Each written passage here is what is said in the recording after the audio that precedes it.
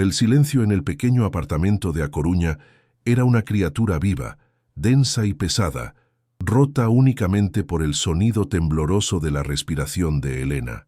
Sobre la mesa de la cocina, la hoja de papel parecía burlarse de ella. Un aviso de desahucio. 3 días. Las palabras en tinta roja eran como cuchillos afilados contra sus ojos. Sintió una gota de sudor frío recorrer su sien, a pesar del frío que se colaba por las grietas de la ventana. Su estómago era una cueva vacía que dolía con un eco sordo, un recordatorio constante de las comidas que se había saltado para que su hijo pudiera comer. 1.200 euros. La cifra bailaba en su mente. Una suma astronómica, imposible. Un muro de granito que se alzaba entre ella y la supervivencia. 3 días para pagar 1.200 euros. La náusea subió a su garganta, amarga y ácida. El pánico no era una ola, era un océano en el que se ahogaba lentamente. Y el aire, ese aire viciado con olor a humedad y a miedo, se negaba a entrar en sus pulmones. El corazón le latía con fuerza, un tambor desbocado contra sus costillas, martillando un ritmo de pánico puro. Era el sonido del fin. Sus dedos, temblorosos y helados, se abrieron sobre la superficie de madera barata de la mesa. La cartera, vieja y gastada, vomitó su contenido con un sonido patético. Un billete de 10, un billete de 5, un puñado de monedas de cobre y plata que rodaron y tintinearon con una melodía fúnebre. 20 euros y 75 céntimos. Esa era la suma total de su universo, la barrera ridícula que se interponía entre su hijo y el hambre más absoluta. El contraste con la deuda de 1.200 euros era tan brutal que le arrancó una risa seca, un sonido roto que murió en su garganta. Se sintió vacía, despojada de toda dignidad. Caminó hasta la despensa y el sonido de sus dedos rascando el fondo del saco de arroz fue como arañar una herida. Un puñado. Al lado, un frasco con apenas un dedo de lentejas. El olor a polvo y a nada llenaba el pequeño armario. El fantasma de las comidas que ya no podía permitirse. Cerró los ojos, sintiendo el vértigo del fracaso. Era una madre. Su único trabajo, su propósito sagrado, era proteger y alimentar a su hijo. Y estaba fallando. Una puerta entreabierta dejaba escapar un hilo de luz. Allí, en su pequeña cama, dormía Lucas. Elena se acercó sin hacer ruido. Cada paso una tortura sobre el suelo de madera que crujía. La cara de su hijo de 8 años, iluminada por la luz de la calle, era un oasis de paz en su desierto de angustia. Sus pestañas largas, la comisura de sus labios curvada en un sueño inocente, el sonido suave y rítmico de su respiración era la única música que la anclaba a la cordura. Fue entonces cuando el nudo en su garganta se apretó hasta volverse insoportable, y las lágrimas, calientes y silenciosas, comenzaron a resbalar por sus mejillas. Una imagen fugaz de su difunto esposo, Javier, cruzó su mente. Su sonrisa, la calidez de su mano prometiéndole que nunca le faltaría nada a Lucas. La promesa rota le quemaba el alma, un hierro al rojo vivo marcándola con la palabra fracaso. Afuera, el viento atlántico aullaba, golpeando la ventana con una furia creciente. Sonaba como un depredador hambriento, intentando derribar su puerta para llevarse lo único que le quedaba en el mundo. El dolor de cabeza pulsaba detrás de sus ojos, un ritmo sordo, sincronizado con el tic-tac del reloj de la pared. Cada segundo era un martillazo, un paso más cerca del abismo. El frío del apartamento, sin calefacción desde hacía semanas, se le había metido en los huesos. Una humedad gélida que ninguna manta podía combatir. Miró sus manos, las manos de una costurera, ahora quietas y torpes sobre su regazo. Los callos en sus dedos, antes un signo de orgullo, ahora se sentían como cicatrices de una vida perdida. En un rincón, cubierta por una sábana como un fantasma, su máquina de coser acumulaba polvo. Era un monumento silencioso a la estabilidad que se había desvanecido, un recordatorio de su inutilidad. Las paredes del salón parecían encogerse, asfixiándola. Sentía el peso de la desesperanza sobre sus hombros, una carga física que le encorvaba la espalda y le robaba el aliento. No había salida. No había un amigo al que llamar, ni una familia a la que recurrir. Estaba sola. completamente, aterradoramente sola en medio de la noche fría de la ciudad. Se levantó y caminó hacia la ventana, apoyando la frente en el cristal helado. Abajo, las luces de los coches pintaban estelas sobre el asfalto mojado de A Coruña. La ciudad vivía, ajena a su drama. Las luces de otros hogares, cálidas y seguras, parecían pertenecer a una galaxia lejana, un universo de normalidad del que había sido exiliada. Su propio reflejo le devolvió la mirada de una extraña, una mujer pálida, con los ojos hundidos por el cansancio y el miedo, un fantasma habitando los márgenes de la vida. Pero entonces, al mirar de reojo hacia la habitación donde dormía su hijo, algo cambió. Una chispa diminuta se reavivó en su ser. No era esperanza, era algo más primitivo, era rabia, el instinto inquebrantable de una madre loba dispuesta a morder al mundo para proteger a su cría.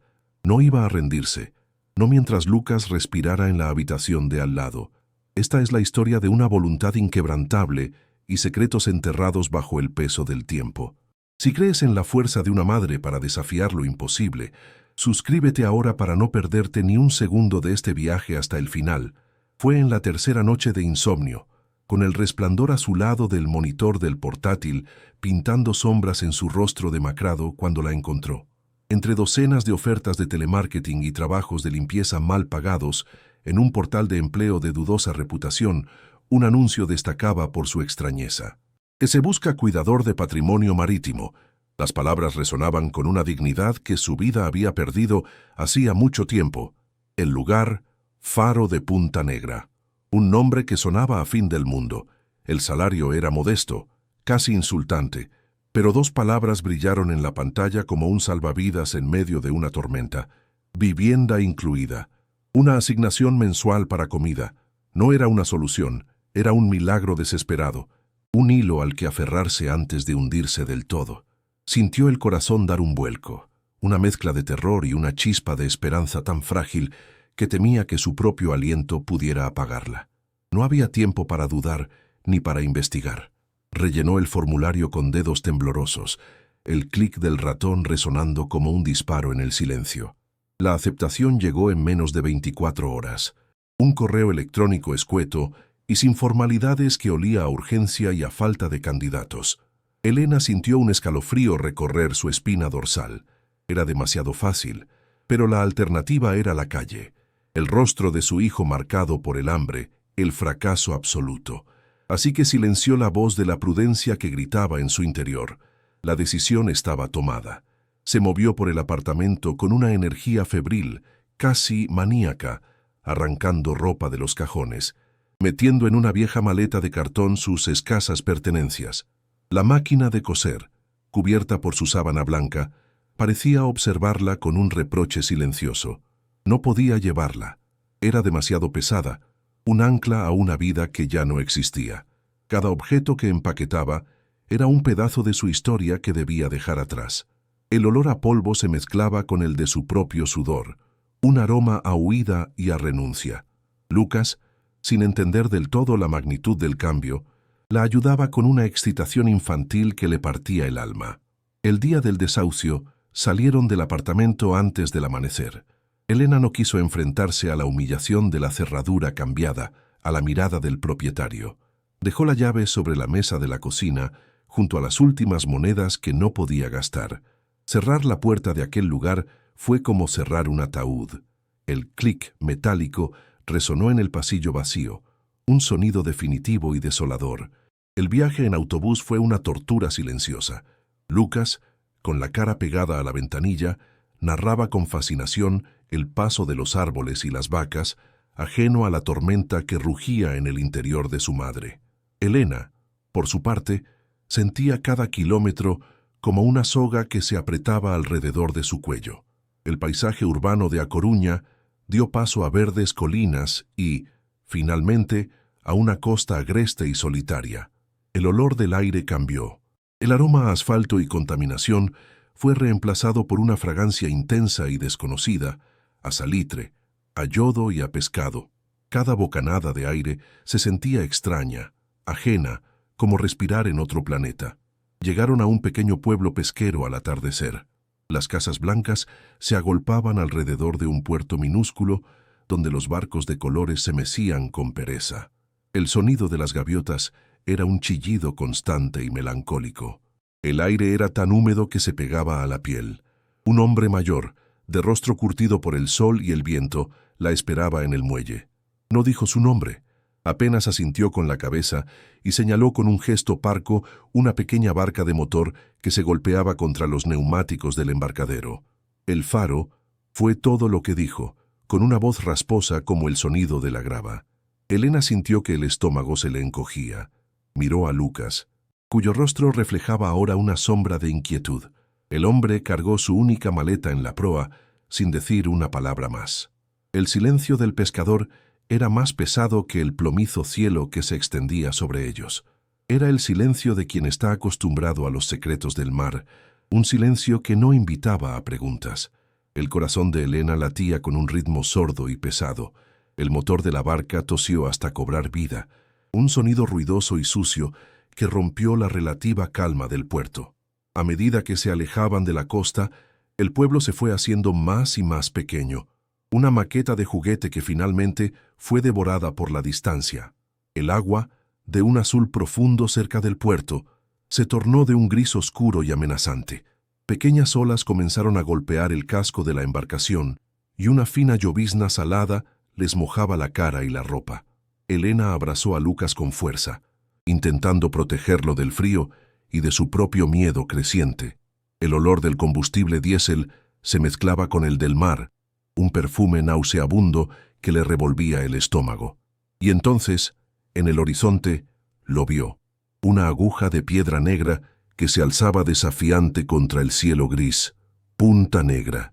Desde la distancia, no parecía un hogar, parecía un dedo huesudo señalando una tumba.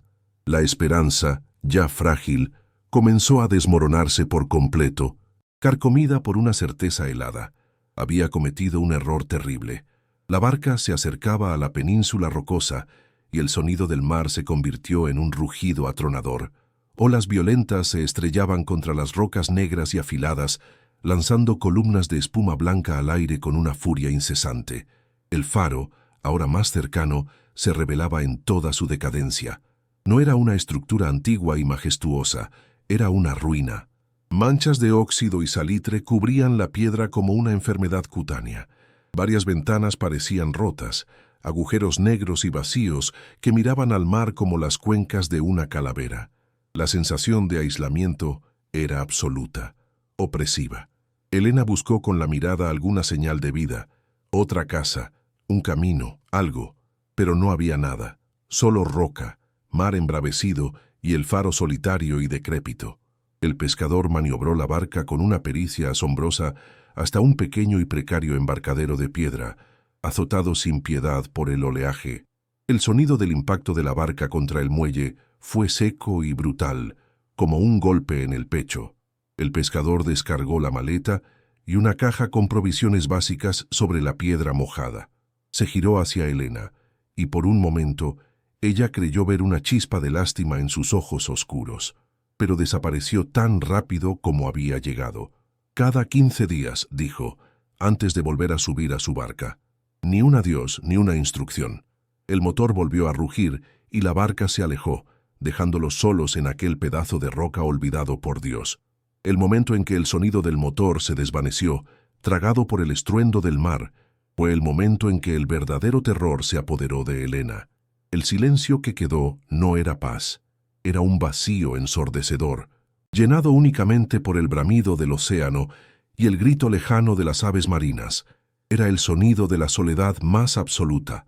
Un viento gélido se levantó, silbando entre las rocas, y pareció susurrar una advertencia. Lucas se aferró a su pierna, su pequeño cuerpo temblando.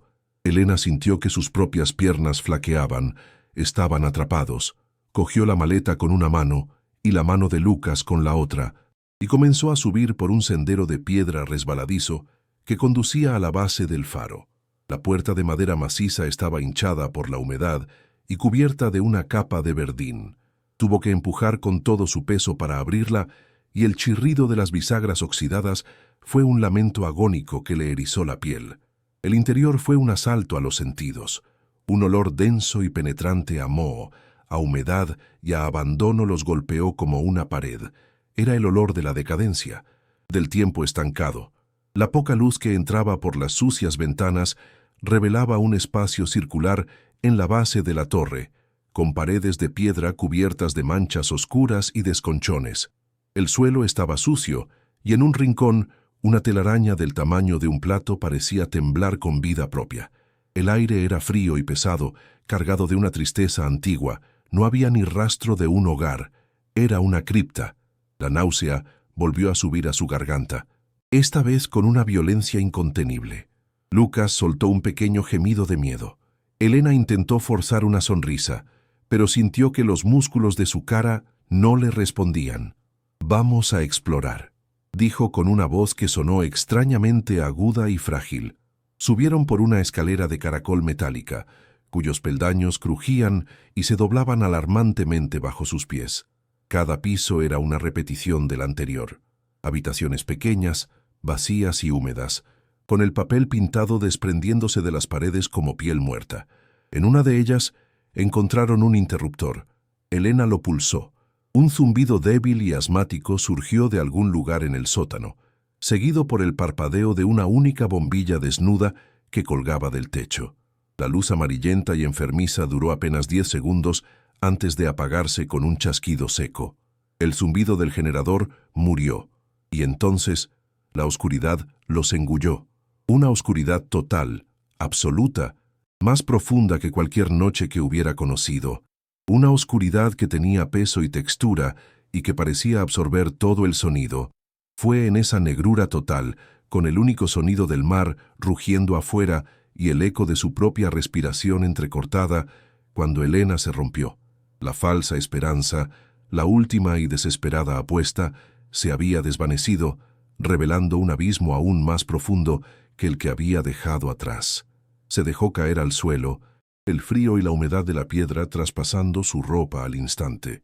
Las lágrimas que había contenido durante días brotaron con una violencia incontrolable, sacudiendo todo su cuerpo en sollozos silenciosos y agónicos. Había fallado. No solo no había salvado a su hijo, sino que lo había arrastrado con ella a esta prisión de piedra y agua. Lo había llevado de la pobreza a la desolación, del peligro a la tumba.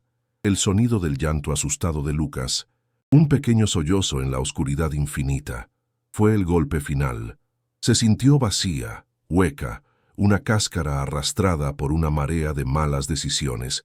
Allí, en el corazón del faro podrido, Elena tocó fondo, un fondo frío, húmedo y oscuro, del que parecía imposible escapar. No había cobertura móvil. La radio de onda corta que les habían dejado parecía un artefacto de museo, y cuando intentó encenderla, solo emitió una estática sorda y burlona. El generador seguía muerto. Estaban completamente aislados del mundo, náufragos en su propia isla de piedra. El terror se transformó en una resignación helada. Se acurrucaron juntos en el suelo, envueltos en sus abrigos, mientras la noche caía afuera. La tormenta arreció, y el viento aullaba a través de las ventanas rotas como un coro de almas en pena. El faro entero parecía gemir y crujir bajo el asalto de los elementos, como un barco viejo a punto de partirse en dos. Elena sentía cada golpe de las olas contra la base de la torre como un puñetazo en su propio cuerpo. Sostuvo a Lucas contra su pecho, sintiendo el latido rápido y asustado del corazón de su hijo. Le susurró palabras de consuelo que ella misma no creía, promesas vacías en la oscuridad opresiva. El olor a moho era tan fuerte que casi podía saborearlo. Una rata correteó por la oscuridad, sus pequeñas garras haciendo un sonido rápido y rasposo sobre la piedra. Lucas ahogó un grito contra su hombro. Elena sintió un asco profundo y un miedo primitivo. Esto era peor que el apartamento. En A Coruña, la pobreza era una jaula, pero una jaula dentro del mundo civilizado. Aquí, la naturaleza misma era la carcelera, una fuerza indiferente y hostil que amenazaba con devorarlos. La esperanza no solo había muerto, sino que su cadáver se estaba pudriendo a su alrededor, llenando el aire con el hedor de su fracaso. Sintió la humedad del suelo filtrándose en sus huesos, un frío que parecía venir del centro de la tierra. Se preguntó cómo sobrevivirían a la noche, y mucho menos a las próximas semanas. La imagen del rostro sonriente de su difunto esposo volvió a su mente, pero esta vez no trajo consuelo, sino una oleada de ira y amargura. La había dejado sola para enfrentarse a esto. Estaba sola, en la más profunda y aterradora de las soledades, con su hijo como único testigo de su hundimiento. El sonido del mar era implacable, un recordatorio constante de su impotencia. No era el sonido tranquilizador de las olas en una playa, era el rugido de una bestia hambrienta. Cada ola que rompía contra las rocas sonaba como la destrucción del mundo. Elena cerró los ojos con fuerza, tratando de bloquear el sonido, el olor, el frío. Quería desaparecer, disolverse en la oscuridad y el ruido. Pero la pequeña mano de Lucas, que se aferraba a su camisa, la anclaba a la terrible realidad. Él dependía de ella. Esa responsabilidad, que antes había sido su motor, ahora se sentía como una condena insoportable. ¿Cómo podía protegerlo de esto? ¿De la oscuridad, del frío, del hambre que vendría cuando la escasa caja de provisiones se acabara? La desesperación era un sabor metálico en su boca, el sabor de la sangre y el óxido. Miró hacia la negrura donde intuía que estaba la ventana, un rectángulo de oscuridad ligeramente menos intensa. No había estrellas, no había luna, solo la nada. Se dio cuenta de que había dejado de llorar. Las lágrimas se habían secado, reemplazadas por un vacío helado.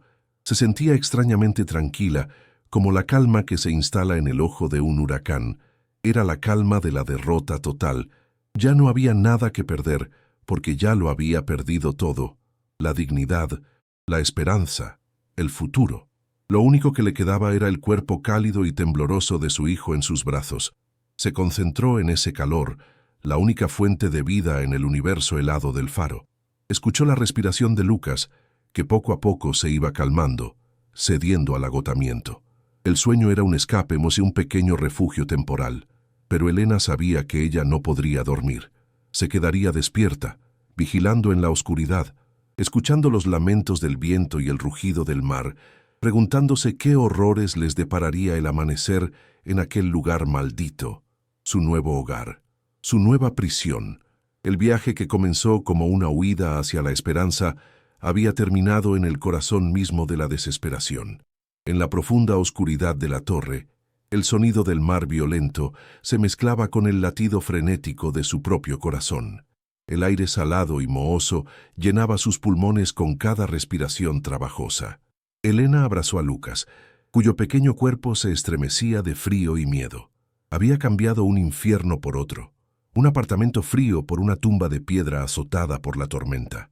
La promesa de un techo seguro se había convertido en la realidad de una estructura que gemía y amenazaba con derrumbarse sobre sus cabezas. El generador muerto era una metáfora perfecta de su esperanza, un breve parpadeo de luz seguido de una oscuridad aún más profunda. Sintió las lágrimas silenciosas y calientes correr por sus mejillas, mezclándose con el rocío salado que se filtraba por las grietas. Afuera, el mundo había desaparecido. Adentro, solo quedaba el sonido de la respiración de su hijo y la certeza aplastante de que había cometido el peor error de su vida, un error que podría costarles todo. Los días se fundieron en una misma masa gris y húmeda. La tormenta se había ido, pero el sonido del mar seguía siendo una presencia constante y atronadora, el latido del corazón de su prisión de piedra. La rutina de Elena se convirtió en un acto de pura supervivencia. Se levantaba con la primera luz enfermiza que se colaba por los sucios ventanales. Su primer pensamiento siempre el mismo, el frío. Un frío que no era solo de temperatura, sino que emanaba de las propias paredes. Un frío antiguo que se le metía en los huesos. Su aliento formaba nubes blancas en el aire estancado. Dedicaba las mañanas a una guerra perdida contra la decadencia. Fregaba los suelos de piedra que nunca se secaban del todo. Limpiaba las ventanas cubiertas de una capa de sal y mugre y racionaba con precisión de cirujano sus escasas provisiones. Cada galleta, cada cucharada de arroz, era una victoria pírrica contra el hambre que sentía como una garra constante en su estómago. Era una existencia reducida a lo más básico y brutal. El generador seguía muerto. La oscuridad llegaba temprano y se apoderaba del faro con una agresividad palpable. Las noches eran lo peor. Sin la distracción de las tareas, la mente de Elena se convertía en su propio campo de tortura. El silencio, roto solo por el rugido del mar y el silbido del viento, se llenaba con los fantasmas de sus miedos. ¿Y si Lucas se enfermaba? ¿Y si el pescador no volvía? ¿Y si se quedaban sin comida antes de los 15 días? El aislamiento era una tortura psicológica. La falta de cobertura en su móvil era como tener una extremidad amputada. Sentía una desconexión total con el mundo, como si ella y su hijo fueran los únicos supervivientes de un apocalipsis silencioso. Se sentía atrapada no solo en el faro, sino en su propia cabeza, un laberinto de ansiedad del que no había escapatoria. El corazón le latía con fuerza en la quietud, un tambor que marcaba el paso de su creciente desesperación, un sonido que temía que Lucas pudiera oír en la negrura absoluta, pero era Lucas quien más sufría. La novedad inicial del lugar, esa extraña aventura, se había evaporado, dejando tras de sí un aburrimiento denso y asfixiante. A sus 8 años, su energía no tenía dónde ir. Corría por las escaleras de caracol hasta que el agotamiento lo vencía, pero el faro era una jaula demasiado pequeña. Elena lo veía pasar horas mirando por la ventana, con la barbilla apoyada en las manos, observando el movimiento hipnótico y violento de las olas. Su rostro, antes lleno de la luz de la infancia, se había vuelto pálido y serio. Había dejado de hacer preguntas. Esa quietud en su hijo le partía el alma. Era más aterradora que cualquier rabieta. Sentía que el faro no solo les estaba robando el calor y la comida, sino también la alegría de su hijo, apagando la chispa de su niñez. La culpa la devoraba por dentro, un veneno lento y corrosivo. Había traído a su hijo a este lugar para salvarlo, y en cambio sentía que lo estaba destruyendo lentamente. Una tarde, mientras una llovizna persistente golpeaba los cristales, Lucas se giró hacia ella con una sombra de su antigua vitalidad en los ojos. «Mamá, juguemos al escondite». Las palabras, tan simples, tan normales, golpearon a Elena con la fuerza de una revelación.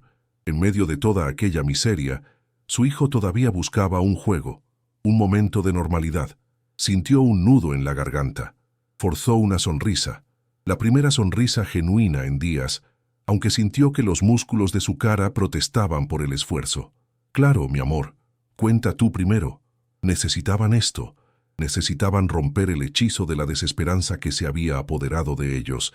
Necesitaban recordar que eran una madre y un hijo, no solo dos supervivientes al borde del abismo. El juego era un acto de desafío, una pequeña rebelión contra la opresión del lugar. Era un intento desesperado de inyectar un poco de vida en las venas frías y húmedas de aquella torre de piedra que los estaba devorando. Lucas cerró los ojos y empezó a contar, su voz infantil resonando de forma extraña contra las paredes de piedra. 1, 2, 3. Elena corrió escaleras arriba, el sonido de sus propios pasos más ruidoso de lo que recordaba. Se escondió torpemente detrás de una pila de sacos viejos en una de las habitaciones vacías, el olor a yute y a polvo llenando sus fosas nasales. Su corazón latía con una extraña mezcla de tristeza y una punzada de alegría infantil. «Allá voy», gritó Lucas desde abajo. El sonido de sus pequeñas zapatillas golpeando los peldaños de metal de la escalera de caracol se convirtió en un eco que llenó toda la torre. Elena contuvo la respiración, escuchando. El juego transformó el faro. Por unos minutos, los ecos no eran lamentos de la estructura, sino los sonidos de un niño jugando. El espacio, antes una tumba opresiva, se convirtió en un gigantesco y misterioso tablero de juego lleno de rincones y sombras que prometían aventura en lugar de terror. Elena escuchó los pasos de Lucas en el piso de abajo, luego en el de arriba. Se movía con un sigilo sorprendente, la emoción del juego dándole un propósito. Pasaron varios minutos. El silencio se hizo más largo. «Lucas», llamó Elena, una punzada de inquietud comenzando a formarse en su pecho. No hubo respuesta. Un escalofrío recorrió su espina dorsal. Salió de su escondite, el corazón comenzando a latir con un ritmo más ansioso. «¿Lucas?». El juego ha terminado. El silencio que le respondió fue denso y pesado, solo roto por el rugido lejano del mar. El pánico, ese viejo y conocido enemigo, comenzó a subirle por la garganta. Bajó corriendo las escaleras, el sonido metálico de sus pasos resonando con urgencia. Recorrió las habitaciones vacías, su nombre en los labios, cada vez más fuerte, cada vez más desesperado. La alegría artificial del juego se había desvanecido, dejando al descubierto el miedo crudo y visceral que siempre acechaba bajo la superficie. Lo encontró en el antiguo cuarto del farero, en la planta baja. Estaba de rodillas en el suelo, completamente inmóvil, mirando fijamente un punto en el entarimado de madera oscura. No estaba asustado, sino absorto. «Lucas, me has dado un susto de muerte», dijo Elena, el alivio haciendo que su voz temblara. Él no la miró, solo señaló con el dedo. «Mira, mamá, se mueve». Elena frunció el ceño y se acercó. Siguió su dedo hasta una tabla del suelo, ligeramente más oscura que las demás. Parecía idéntica al resto, pero cuando Lucas la pisó de nuevo, la tabla se hundió un par de centímetros con un sonido hueco y un clac distintivo. No era el crujido habitual de la madera vieja, era el sonido de algo que no estaba bien sujeto, de algo que estaba diseñado para moverse. Elena sintió una extraña oleada de curiosidad, una emoción que no había experimentado desde que llegaron a aquel lugar maldito. Se arrodilló junto a su hijo, el frío de la madera filtrándose a través de sus pantalones.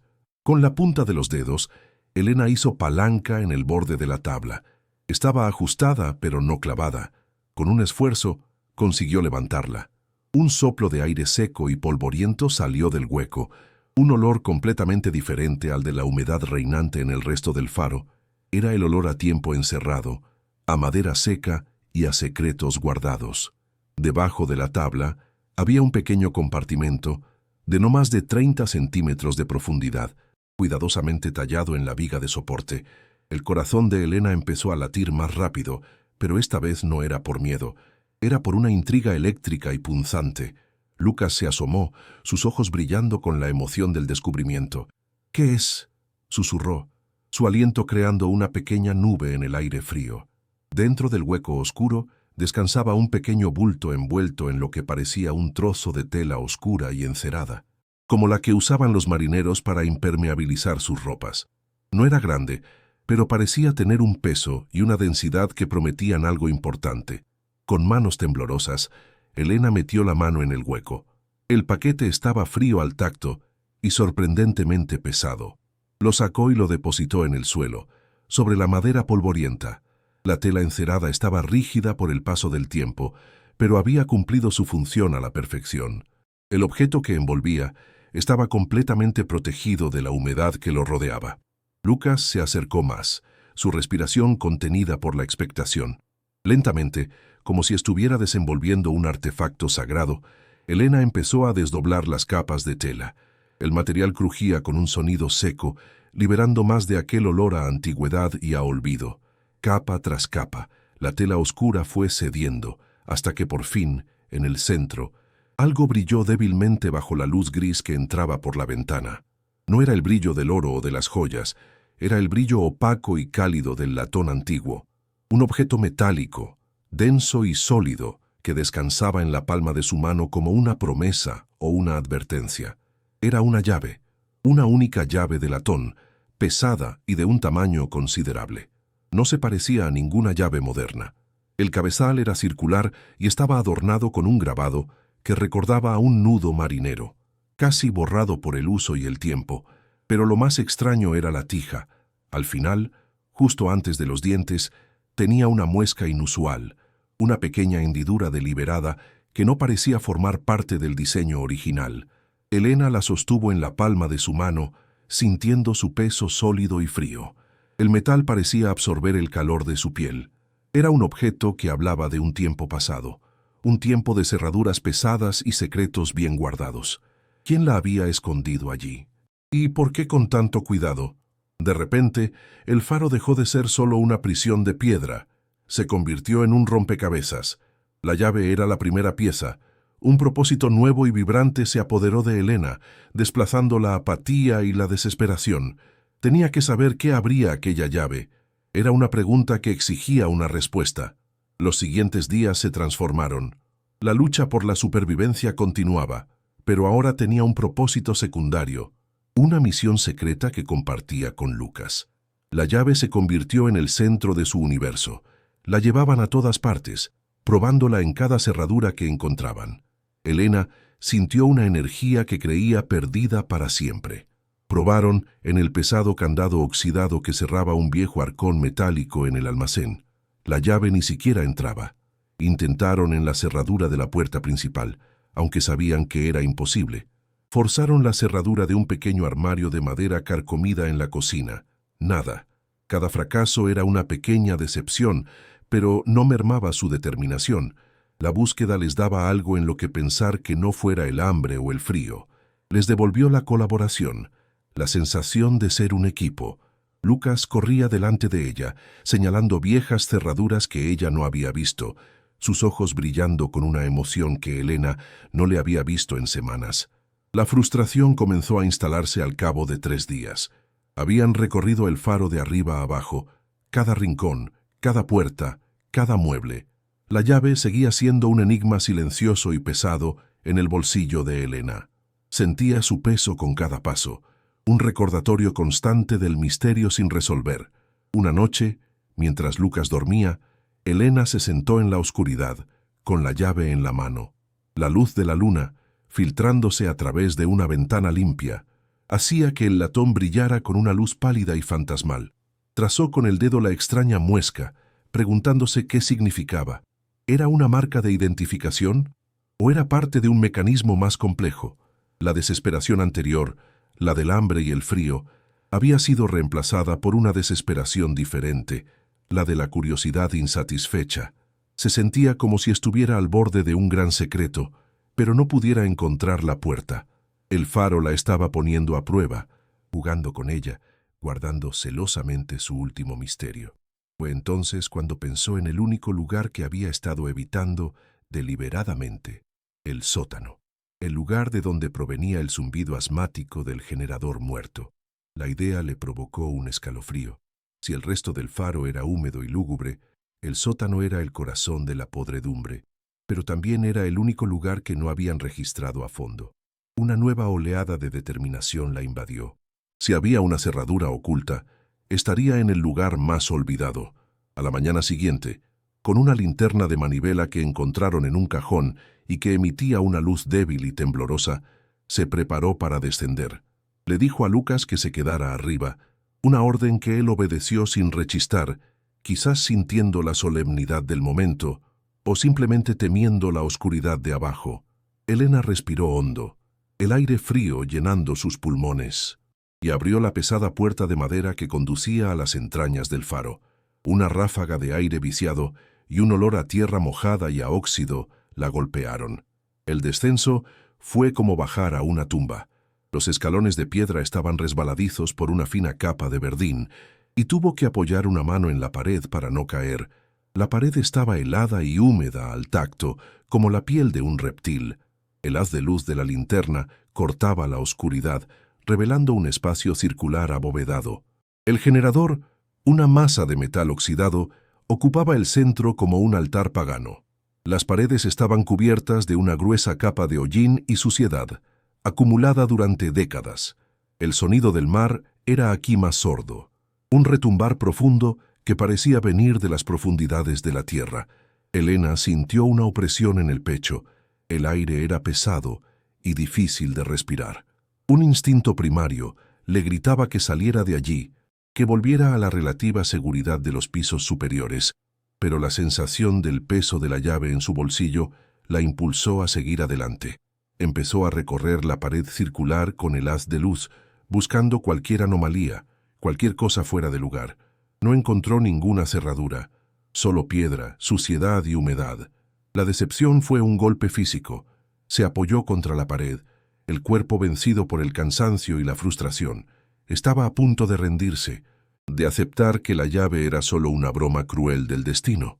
Pero entonces Mientras su mano se deslizaba por la pared cubierta de hollín, sus dedos rozaron algo diferente. Debajo de la capa de mugre, notó una textura distinta. No era la superficie rugosa de la piedra, sino algo liso y frío, metálico. El corazón le dio un vuelco. Se olvidó del asco y empezó a raspar el hollín con las uñas, frenéticamente. La suciedad negra se desprendía, revelando una pequeña placa de metal rectangular, casi del mismo color que la piedra que la rodeaba. Estaba oxidada y corroída, perfectamente camuflada. Era una pieza de artesanía increíble, diseñada para no ser vista. Se quedó mirando la placa, la respiración contenida, el pulso martilleando en sus sienes. Estaba allí, lo sabía. La placa no tenía manija ni bisagra visible, parecía sellada a la pared. Elena sacó un viejo destornillador que había cogido por si acaso y trató de hacer palanca en uno de los bordes. El metal oxidado chirrió en protesta, un sonido agudo que le erizó la piel. Hizo más fuerza, usando todo el peso de su cuerpo. El destornillador se resbaló arañando la piedra. Volvió a intentarlo, esta vez en una esquina inferior donde la corrosión parecía más profunda. Con un crujido agudo y un chasquido metálico, la placa cedió. Se desprendió de la pared y cayó al suelo con un ruido sordo, levantando una pequeña nube de polvo y óxido. Elena tosió, agitando la mano frente a su cara. Cuando el polvo se asentó, dirigió el haz de luz tembloroso hacia el hueco que había quedado en la pared. Y entonces lo vio. Un pequeño ojo de cerradura de latón oscuro, casi negro, tallado directamente en una pieza de metal incrustada en la piedra. Era pequeño, discreto, y estaba esperando. Con el corazón latiendo desbocado, sacó la llave de su bolsillo. Sus manos temblaban tanto que apenas podía sostenerla. La acercó al ojo de la cerradura. Parecía imposible que una llave encontrada al azar en el piso de arriba pudiera encajar en una cerradura oculta en el sótano más profundo. Era una coincidencia demasiado grande, una carambola del destino demasiado perfecta. Pero al acercarla, vio que la forma de la cerradura no era convencional, y entonces comprendió el propósito de la extraña muesca en la tija de la llave. Era una guía. Introdujo la llave. Entró con una suavidad inesperada, deslizándose en la oscuridad con un sonido casi imperceptible. Encajaba a la perfección. Contuvo la respiración y giró la muñeca. La llave se movió con una resistencia inicial, y luego con un clic sonoro, rotundo y definitivo que resonó en todo el sótano. El mecanismo cedió. El sonido fue como un disparo en el silencio, el sonido de un secreto que se rendía después de décadas. Durante un segundo, no pasó nada. Elena se quedó inmóvil, con la mano todavía en la llave, esperando. Entonces, escuchó un ruido sordo y profundo que venía del interior de la pared. Un sonido de piedra rozando contra piedra, de engranajes que no se habían movido en mucho tiempo. Lentamente, con un gemido agónico, una sección de la pared de piedra a la izquierda de la cerradura comenzó a retroceder hacia el interior, revelando una cavidad oscura y rectangular. El movimiento fue lento, majestuoso y aterrador. Un soplo de aire salió del compartimento secreto, un aire que olía a tiempo sellado, a papel seco y a un silencio de 50 años. No era el olor a humedad del resto del faro, era algo completamente distinto. La luz temblorosa de su linterna iluminó el interior del nicho. Allí, en el centro, descansaba una pequeña caja de metal, similar a las cajas de munición, pero más pequeña y de un color oscuro. Estaba cubierta de una fina capa de polvo, pero por lo demás, intacta. Se quedó paralizada, mirando la caja. El miedo y la euforia luchaban en su interior. Una parte de ella quería cerrar la pared y olvidar que había visto nada, volver a la ignorancia de su miseria cotidiana. Pero otra parte, la que había sido despertada por el descubrimiento de la llave, la impulsaba a seguir adelante. Estaba al borde del precipicio de un gran secreto, y ya no podía dar marcha atrás. Con un cuidado infinito, metió las manos en el nicho y agarró la caja. Estaba fría, más fría que la piedra que la rodeaba, y era más pesada de lo que aparentaba. La sacó y la sostuvo frente a ella. No tenía cerradura, solo 2 pestillos oxidados en la parte delantera. El corazón le martilleaba contra las costillas. un ritmo salvaje y descontrolado. No sabía qué contenía, si era un tesoro o una maldición, pero sabía, con una certeza absoluta, que lo que había dentro iba a cambiar su vida para siempre. Llevó la caja escaleras arriba, saliendo del sótano opresivo y volviendo a la luz gris del día. Dejó la caja sobre la mesa de madera de la cocina, junto a los restos de su frugal desayuno. Lucas, que había estado esperando en silencio, se acercó con los ojos muy abiertos, una mezcla de miedo y asombro en su rostro. Elena lo miró y le dedicó una pequeña sonrisa tranquilizadora, aunque ella misma estaba temblando por dentro. «Veamos qué hay dentro», susurró, más para sí misma que para él. Sus dedos lucharon con los pestillos oxidados, estaban atascados por el tiempo. Usó el destornillador para hacer palanca, y uno de ellos cedió con un chasquido metálico. El segundo fue más difícil, pero finalmente se soltó con un gemido de metal torturado. Respiró hondo por última vez y levantó la tapa. El interior no brillaba con el resplandor del oro ni de las joyas.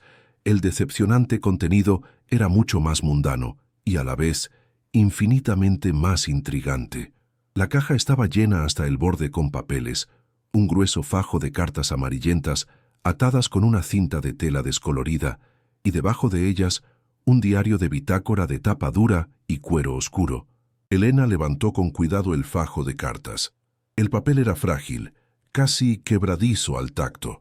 El olor que desprendían era el de la historia, un aroma a tinta vieja y a emociones guardadas. La caligrafía en el sobre superior era apretada, casi frenética, como si la persona que la escribió estuviera luchando contra el tiempo o el miedo. Desató la cinta, que se deshizo en polvo entre sus dedos, desplegó la primera carta. Las palabras, escritas con una tinta azul desvaída, saltaron hacia ella desde la página. No eran palabras de amor ni de negocios, eran palabras de angustia, de encierro, de desesperación. Día 47. El frío de esta torre es un cuchillo en mis huesos, pero es el silencio lo que me está volviendo loco. El coronel vino hoy. Su sonrisa no llega a sus ojos. Son los ojos de un demonio.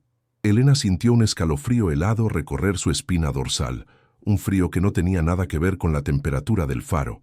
El misterio de la llave y la cerradura había terminado, pero uno mucho más oscuro y peligroso acababa de comenzar.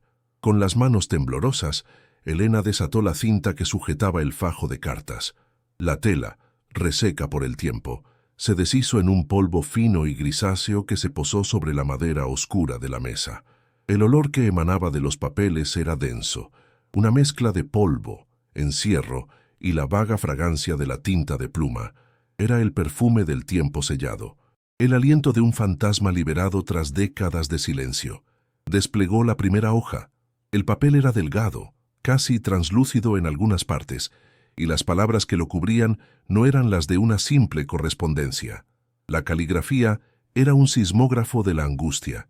Las letras apretadas, angulosas, casi arañadas sobre la superficie, como si el escritor hubiera estado luchando contra el temblor de su propia mano. Sintió un escalofrío que no tenía nada que ver con el frío del faro. Su corazón latía con un ritmo sordo y pesado, un tambor fúnebre que marcaba el inicio de una terrible revelación. No era un tesoro lo que había encontrado, era el testamento de un alma perdida en aquel mismo lugar. La primera carta comenzaba sin saludo. Día 53. Hoy el mar está en calma. Una ironía cruel que se burla de la tormenta que ruge dentro de estas paredes y dentro de mi cabeza. El coronel no ha venido. Su ausencia es casi peor que su presencia. Cuando está aquí, su crueldad es una certeza a la que puedo aferrarme. Cuando no está, el silencio se llena con el eco de sus amenazas y el recuerdo del dolor. Me pregunto si mi familia sabe que sigo vivo. Me pregunto si alguna vez volveré a sentir el sol en la cara sin que sea a través de un ventanuco sucio. Soy Arturo. Que alguien sepa mi nombre. Elena tuvo que detenerse. La náusea subiendo por su garganta. El aire se volvió pesado, espeso, difícil de respirar. Miró a su alrededor, a las paredes de piedra que la rodeaban, y por primera vez no las vio como una ruina, sino como los testigos mudos de una tortura. Este faro no era un hogar abandonado, había sido una prisión secreta y sin nombre en el mapa, en la costa olvidada de la España de Franco. Continuó leyendo, carta tras carta, la historia de Arturo desplegándose ante ella como un sudario. Era un periodista de investigación de Madrid, y las cartas, que nunca pudo enviar, estaban dirigidas a su hermano. Había llegado a la región en 1972 siguiendo una pista sobre una red de contrabando, pero lo que descubrió fue mucho más oscuro. El coronel al mando de la guarnición local, un hombre de poder absoluto en los últimos años de la dictadura, no traficaba con tabaco o alcohol. El diario de bitácora, que Elena abrió con dedos entumecidos, lo detallaba con una precisión escalofriante. El coronel utilizaba la costa aislada y el faro como punto de entrada y salida para obras de arte de un valor incalculable. Elena sintió que la sangre se le helaba en las venas al leer una frase subrayada en el diario: La Venus de Dresde, robada a la familia Steiner en Viena, 1944. Entregada esta noche a cambio de los nuevos pasaportes para el comandante K. El faro era una estación de paso para criminales de guerra nazis. Elena se apartó de la mesa como si quemara, llevándose una mano a la boca para reprimir un grito. Su estómago se revolvió violentamente. Se levantó y caminó hasta la ventana, jadeando, buscando aire fresco, pero el aire salado que entró olía ahora a muerte y a secretos podridos. La historia era monstruosa, casi inverosímil. El coronel, un héroe de la patria a los ojos del régimen, había construido una fortuna sobre el dolor de las familias judías expoliadas durante la Segunda Guerra Mundial, y había vendido la seguridad de España para dar refugio a los arquitectos del Holocausto. Arturo lo había descubierto todo, y por eso lo habían hecho desaparecer. Lo encerraron en el faro, su prisión y su tumba, torturándolo para sacarle los nombres de sus fuentes, mientras el mundo exterior simplemente lo daba por desaparecido, otra víctima silenciosa de la dictadura. La verdad no era solo un secreto, era un monstruo que había estado durmiendo bajo sus pies todo este tiempo, y ella acababa de despertarlo. La torre ya no era solo una prisión, era un mausoleo. Durante los 2 días siguientes, Elena vivió en un estado de pavor constante. Cada crujido del faro, cada golpe de una ola contra las rocas, le sonaba como pasos, como una amenaza inminente. El conocimiento era una carga física que le pesaba en los hombros y le oprimía el pecho. Escondió la caja de metal de nuevo en el compartimento secreto, pero no podía esconder la historia de su mente. Las palabras de Arturo resonaban en su cabeza. Su dolor se había convertido en el suyo. Miraba a Lucas jugar entre las rocas y sentía un terror helado. ¿Qué había hecho? Había desenterrado una verdad por la que un hombre había sido torturado y asesinado. Los responsables o sus herederos no dudarían en hacer cualquier cosa para que ese secreto volviera a su tumba. La soledad del faro, que antes era una fuente de desolación, ahora era una fuente de terror puro. Estaban solos, indefensos, y ella sostenía en sus manos una bomba de relojería histórica. La pregunta ya no era cómo sobrevivir al frío, sino cómo sobrevivir a la verdad. Fue en la tarde del tercer día, cuando escuchó el sonido. No era el motor asmático y familiar de la barca del viejo pescador.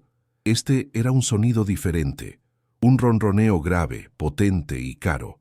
Un motor que hablaba de velocidad y de poder. Se asomó con cautela por una de las ventanas superiores, el corazón martilleándole en el pecho. Una lancha motora elegante, blanca y moderna, se acercaba a toda velocidad, cortando el agua gris con una precisión arrogante. La embarcación atracó en el precario muelle con una maniobra experta. De ella descendió un hombre. No era un pescador ni un funcionario. Vestía un traje oscuro de corte impecable y unos zapatos de cuero que brillaban incluso bajo el cielo nublado. Se movía con una confianza depredadora, su mirada recorriendo la decrépita estructura del faro con una mezcla de desdén y posesión. Elena sintió un pánico visceral. No sabía quién era, pero sabía, con una certeza absoluta, que su llegada no era una coincidencia, era el monstruo que salía de la tumba. Elena bajó corriendo las escaleras, el pánico dándole una extraña lucidez. «Lucas, ve a tu cuarto y no salgas hasta que yo te avise», le susurró con una urgencia que el niño comprendió al instante. Escondió la llave del latón en una grieta de la pared de la cocina. su mente trabajando a una velocidad febril. Se alisó la ropa, intentando parecer tranquila, una cuidadora cumpliendo con su deber. Los golpes en la puerta de roble no fueron fuertes, sino firmes y autoritarios. 3 golpes secos que resonaron en toda la torre. Elena respiró hondo, abrió la puerta y se encontró cara a cara con el hombre. Era de unos 60 años, con el pelo plateado perfectamente peinado y un rostro bronceado surcado por finas arrugas. Pero eran sus ojos lo que la congeló. Eran de un azul pálido, fríos y carentes de cualquier emoción, como 2 fragmentos de hielo. «Buenos días», dijo con una voz suave y untuosa, una voz acostumbrada a dar órdenes y ser obedecida. «Soy Javier Serrano. Vengo a realizar una inspección de patrimonio». El nombre la golpeó como un puñetazo en el estómago. Serrano, el hijo del coronel, el heredero del imperio criminal. Se llamaba a sí mismo filántropo y don empresario inmobiliario en los pocos artículos de periódico que había en el Faro. La realidad, escrita en las cartas de Arturo, era mucho más siniestra. Elena sintió que el suelo se abría bajo sus pies, pero de alguna manera logró mantenerse en pie. «No esperaba a nadie», dijo, su voz saliendo más firme de lo que se sentía. Don Javier Serrano sonrió, pero la sonrisa no alcanzó sus ojos gélidos. «Son inspecciones rutinarias. El gobierno me subcontrata para evaluar el estado de estas propiedades históricas. ¿Puedo pasar?». No era una pregunta, era una afirmación de su derecho a entrar. Elena se hizo a un lado, sintiéndose increíblemente pequeña y vulnerable. Él entró, y su presencia pareció llenar todo el espacio. Trajo consigo el olor a una colonia cara y a poder, un aroma que chocaba violentamente con el hedor a moho y a decadencia del Faro. Sus zapatos caros hacían un sonido nítido y discordante sobre la piedra sucia. Don Javier Serrano paseó por la planta baja, su mirada fría evaluando cada grieta, cada mancha de humedad. No miraba como un inspector, sino como un propietario evaluando una propiedad molesta. «Un lugar deprimente, ¿no cree?», comentó casualmente, pasando un dedo enguantado por una superficie polvorienta. «No es sitio para una mujer sola con un niño. Es peligroso». Elena no respondió, limitándose a observar cada uno de sus movimientos. Él no parecía buscar nada en concreto, pero sus ojos lo registraban todo, deteniéndose una fracción de segundo más de lo necesario en el suelo de madera del antiguo cuarto del farero, justo donde Lucas había encontrado la tabla suelta. Elena sintió un sudor frío recorrerle la espalda. Él lo sabía. Tal vez no sabía que ella había encontrado la caja, pero sospechaba. Su visita no era una inspección, era una misión de reconocimiento. Estaba midiendo a su oponente, evaluando el nivel de la amenaza que ella podría representar para el secreto de su familia. Después de un recorrido superficial por los pisos superiores, durante el cual hizo comentarios sobre la estructura inestable y los peligros de un derrumbe, volvieron a la planta baja.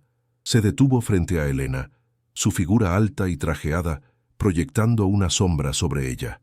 «Mire, señora, no me ha dicho su nombre», dijo, aunque era obvio que lo sabía perfectamente. «Elena», respondió ella en voz baja. «Elena, escuche, voy a ser franco. Este lugar va a ser declarado en ruinas. Es inhabitable. Su contrato quedará anulado. Pero yo simpatizo con su situación». Metió la mano en el bolsillo interior de su chaqueta y sacó un sobre grueso. «Tengo una propuesta. Aquí hay 10.000 euros, en efectivo, suficiente para que usted y su hijo empiecen de nuevo en otro lugar, lejos de aquí.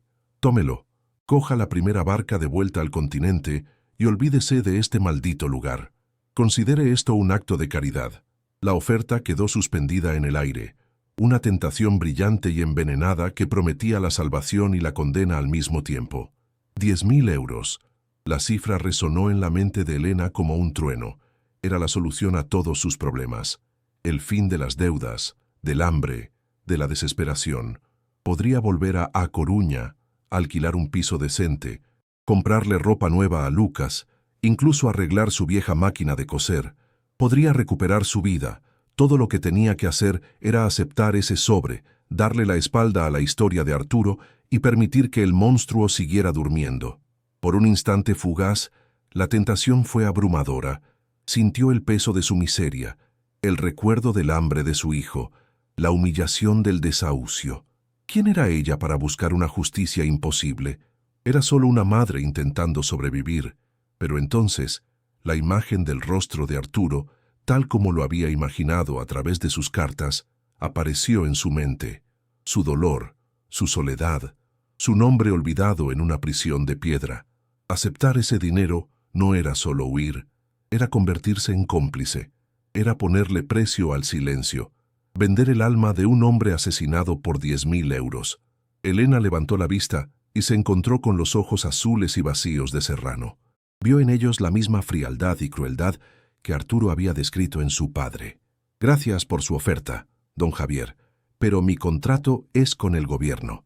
Me quedaré hasta que reciba una orden oficial, dijo, su voz temblando ligeramente, pero cargada de una determinación que no sabía que poseía. La sonrisa de Serrano se desvaneció por completo. Su rostro se convirtió en una máscara de hielo. El cambio fue tan repentino y total que a Elena se le cortó la respiración. La fina capa de amabilidad se había roto, revelando la oscuridad que había debajo. Él la miró fijamente durante un largo segundo, un silencio cargado de una tensión insoportable. Luego, lentamente, guardó el sobre en su chaqueta. La atmósfera en la habitación se volvió gélida, cargada de una amenaza palpable. El aire se espesó y Elena sintió que apenas podía respirar bajo la intensidad de su mirada. El juego había terminado. Ahora comenzaba la guerra. Como quiera. Elena, dijo don Javier Serrano, su voz ahora despojada de toda calidez. Era un susurro sibilante y peligroso.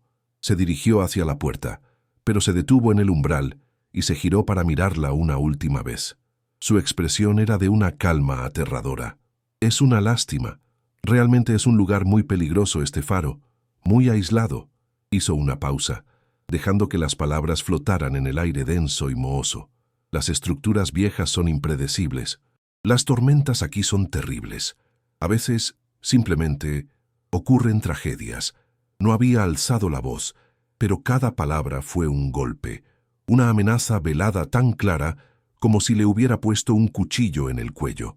Era una promesa de violencia, de eliminación. La sonrisa que le dedicó entonces fue la cosa más aterradora que Elena había visto en su vida. Era la sonrisa de un depredador que acaba de sentenciar a su presa. Luego se giró y se fue. El sonido de sus pasos alejándose sobre la piedra fue el eco de una condena a muerte. Elena se quedó paralizada en medio de la habitación, escuchando el sonido del potente motor de la lancha, alejándose hasta que fue engullido por el rugido del mar. El silencio que quedó después era 1000 veces más aterrador que antes. Estaba temblando de pies a cabeza, no de frío, sino de un miedo tan profundo y absoluto que sentía que la estaba paralizando. La oferta de Serrano no había sido un acto de caridad, había sido una prueba, y ella la había suspendido. Ahora él sabía que ella no se iría, y probablemente sospechaba por qué. La amenaza de que ocurren tragedias no era una advertencia, era una sentencia. Estaba atrapada en aquella isla de piedra con su hijo, a merced de un hombre poderoso y despiadado que tenía todos los motivos para quererlos muertos. El secreto de Arturo ya no era una historia del pasado, era una daga apuntando directamente al corazón de su presente. Se sentía completamente sola, enfrentada a un enemigo invisible y todopoderoso. La desesperación volvió, pero esta vez era una desesperación afilada, cortante. Se dejó caer en una silla, la cabeza entre las manos, el cuerpo sacudido por temblores incontrolables. 10.000 euros. La libertad, la seguridad, una vida normal. ¿Ya había hecho lo correcto al rechazarlo? ¿Había condenado a su hijo por el fantasma de un hombre muerto hacía 50 años? La responsabilidad de la justicia pesaba sobre ella como una losa de granito, pero el instinto primario de proteger a su hijo le gritaba que había cometido un error terrible, un error fatal. Estaba atrapada entre el deber moral hacia un mártir y el deber ineludible de una madre, callar y vivir, o hablar y arriesgarlo todo, incluida la vida de la única persona por la que respiraba. La pregunta la desgarraba por dentro. Un dilema imposible en la soledad más absoluta. Y ahora te pregunto a ti, que escuchas esta historia desde la seguridad de tu hogar. ¿Qué harías en el lugar de Elena? ¿Aceptarías el dinero manchado de sangre para salvar a tu hijo o te quedarías para luchar por la justicia, sabiendo que podrías perderlo todo en el intento? El eco de la amenaza de Serrano se quedó vibrando en el aire, una ponzoña que contaminaba cada rincón del faro. Elena sentía el veneno corriendo por sus venas, un terror gélido que le paralizaba los músculos y le robaba el aliento. Cada sonido se convirtió en una agresión. El gemido del viento entre las rocas era el susurro de un asesino. El golpeteo incesante de las olas contra la base de la torre era el redoble de un tambor que anunciaba su ejecución. Se movía por las estancias como un fantasma, sobresaltándose ante su propia sombra. La soledad, antes una carga melancólica, se había transformado en un monstruo con 1000 ojos que la observaba desde la oscuridad. El rostro de Lucas, pálido e inquieto, era un recordatorio constante de su fracaso. ¿Cómo podía protegerlo? Estaban en una isla, una jaula de piedra en medio de un mar hostil, y el carcelero había prometido volver para cerrar la cerradura para siempre. La desesperación era un sabor metálico y amargo en la boca, el sabor del miedo puro, un miedo que olía a sal, a moho y a muerte. Los días que siguieron a la visita de Serrano fueron una tortura de espera y paranoia. Elena apenas dormía, pasaba las noches sentada en la oscuridad, con los oídos aguzados, intentando discernir sonidos extraños por encima del bramido del océano. El hambre se convirtió en una molestia secundaria, eclipsada por la ansiedad que le retorcía las entrañas como una garra helada. Revisaba una y otra vez la caja de metal, las cartas de Arturo, el diario del coronel. Las pruebas de un crimen atroz estaban en sus manos, pero se sentían como carbones ardientes, un tesoro maldito que la quemaba. El dilema la desgarraba. ¿Debía arrojar la caja al mar y rezar para que Serrano la creyera ignorante? ¿O debía aferrarse a ella, a la última voluntad de un hombre muerto, y enfrentarse a la ira del heredero de un monstruo? La imagen del sobre con los 10.000 euros volvía a su mente, una tentación venenosa. Pero la recordaba la mirada de Serrano, esa frialdad abisal, y sabía que el silencio no era una opción. Él no la dejaría vivir con lo que podría saber. La esperanza tenía un nombre y un sonido, Ignacio, y el motor tosco y asmático de su vieja barca. Elena contaba las horas para el día de su próxima entrega de víveres, marcando el paso del tiempo en una pared con un trozo de carbón, como una prisionera. El pescador era su única conexión con el mundo exterior, su única y frágil posibilidad de auxilio. Se aferraba a esa idea con la fuerza de una náufraga. Pasaba horas en la ventana más alta, escrutando el horizonte gris, buscando la silueta familiar de su embarcación. Cada barco que pasaba a lo lejos le provocaba un vuelco en el corazón, seguido de una punzada de decepción. Sentía que se estaba volviendo loca, atrapada en un ciclo de miedo y expectación. El faro se había convertido en su atalaya y su celda. El aire salado que antes olía a libertad, ahora olía a encierro. La inmensidad del mar ya no era una promesa de horizontes, sino un muro líquido infranqueable que la separaba de cualquier posible salvación. Era una espera agónica. Finalmente, en el 15º día desde su llegada, escuchó el sonido. El familiar put-put-put del motor de Ignacio, un sonido feo y reconfortante que cortaba el rugido constante del mar. Elena sintió una oleada de alivio tan intensa que sus rodillas flaquearon. Bajó las escaleras corriendo, con el corazón martilleándole en el pecho, una mezcla de esperanza y terror. ¿Podía confiar en él? Era un extraño, un hombre de pocas palabras y mirada insondable, pero la alternativa era enfrentarse sola a Serrano y sus amenazas. No tenía otra opción. Vio cómo la barca se acercaba al precario muelle, cómo Ignacio maniobraba con su pericia habitual, su rostro curtido impasible ante el oleaje. Cuando saltó a la piedra, moviéndose con la agilidad de un hombre mucho más joven, Elena respiró hondo y tomó una decisión. No podía seguir sola. Tenía que arriesgarse. Tenía que confiar en el único ser humano que había visto en 2 semanas, el único que no la había mirado con la frialdad de un depredador. La suerte estaba echada. Ignacio descargó la caja de provisiones con su silencio habitual. Sus movimientos eran parcos, económicos, los de un hombre que no malgasta energía ni palabras. Elena se acercó a él, su propio cuerpo temblando visiblemente. Él la miró, y por primera vez, ella notó algo en sus ojos oscuros. No era lástima, era una especie de reconocimiento, como si viera en su rostro pálido un miedo que él conocía bien. «Necesito su ayuda», susurró Elena, su voz rota por la tensión. El pescador no respondió, simplemente la observó esperando.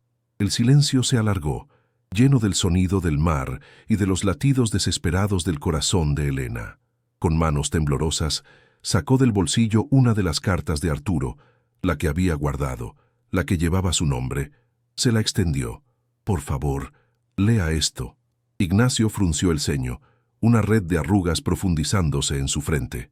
Tomó el papel amarillento con sus manos callosas y ásperas, con una delicadeza sorprendente, como si sostuviera el ala de una mariposa. Se quedó en silencio, leyendo. El mundo pareció detenerse. El viento amainó. El rugido del mar se convirtió en un murmullo lejano. Lo único que existía era aquel anciano pescador de pie en el muelle de piedra, leyendo una carta escrita 50 años atrás. Elena observaba su rostro, buscando cualquier reacción. Durante un largo minuto, no hubo ninguna. Su expresión era una máscara de cuero curtido por el sol y la sal. Pero entonces vio como su mano, la que sostenía la carta, comenzaba a temblar. Un temblor leve al principio, que luego se convirtió en una sacudida incontrolable. Levantó la vista del papel y sus ojos se encontraron con los de Elena. La máscara se había roto. En sus ojos oscuros había un océano de dolor, una pena antigua y devastadora que la dejó sin aliento. El pescador abrió la boca para hablar, pero solo un sonido ahogado salió de su garganta. Se llevó una mano al pecho, como si la lectura de aquel nombre le hubiera infligido una herida física, reabriendo una cicatriz que llevaba medio siglo cerrada. El nombre en el papel no era solo una palabra. «Arturo», susurró Ignacio, y su voz, normalmente rasposa como la grava, se quebró con una emoción pura y desgarradora. «Dios mío, Arturo Pam». Las lágrimas, que Elena nunca hubiera imaginado en aquel rostro endurecido, comenzaron a brotar de sus ojos y a deslizarse por las profundas arrugas de sus mejillas. Eran lágrimas silenciosas, las lágrimas de un hombre que había olvidado cómo llorar. «Era mi hermano», dijo, mirando a Elena con una intensidad que la traspasó. «Mi hermano mayor». La revelación cayó en el aire con el peso de una losa de granito. Elena sintió que el suelo se movía bajo sus pies. No era una coincidencia, era el destino, un hilo invisible que había unido sus desesperaciones a través del tiempo. «Era estudiante de periodismo», continuó Ignacio, su voz ganando fuerza a medida que el torrente de recuerdos se desataba. «Vino aquí investigando una historia y desapareció. Simplemente se lo tragó la tierra. Fue en el 72. El rompecabezas estaba completo. La pieza que faltaba no era un dato, era un corazón roto. La familia siempre lo supo», dijo Ignacio, su mirada perdida en el horizonte gris, como si viera fantasmas en la niebla. «Sospechábamos del coronel, el padre de Serrano. Era el dueño de todo esto, de la tierra, de las vidas, de la muerte. Tenía un poder absoluto, pero nunca tuvimos pruebas, nunca. La Guardia Civil nos dijo que mi hermano probablemente se había unido a los rojos, que había huido a Francia. Mentiras. Todo eran mentiras para cubrir su propia podredumbre». Apretó la carta en su puño, el papel crujiendo en protesta. La pena en su rostro se transformó en una rabia fría y antigua, una brasa que había permanecido viva bajo las cenizas durante 50 años. Lo buscaron. Mi padre lo buscó hasta el día de su muerte. Recorrió cada palmo de esta costa. Murió sin saber qué le había pasado a su hijo. Murió con el corazón roto. Elena sintió una oleada de empatía tan fuerte que le dolió. El drama de Arturo ya no era una historia en un papel. Tenía un rostro, una familia, un hermano que aún lloraba su pérdida. El terror en el rostro de Elena se reflejó en los ojos de Ignacio, y él comprendió la situación al instante. «Serrano ha estado aquí», afirmó ella, y el pescador asintió lentamente. su mandíbula tensa. Vino. Sabe que estoy aquí. Me ofreció dinero para que me fuera. Y me amenazó. La rabia en la cara de Ignacio fue reemplazada por una alarma fría y práctica. Miró el faro, luego el mar abierto, calculando, pensando. Él no se detendrá ante nada para proteger el nombre de su padre y su fortuna manchada de sangre, dijo en voz baja. Tú y el niño estáis en un peligro mortal. Esa caja que has encontrado es su sentencia de muerte, y también la tuya si no hacemos algo. Elena sintió que el poco control que le quedaba se desvanecía, pero la determinación en la voz de Ignacio era un ancla. Tenemos que sacar esas pruebas de aquí, y tenemos que hacerlo ahora. Por primera vez desde que llegó, Elena no se sentía sola. Tenía un aliado con 50 años de dolor como combustible para la justicia.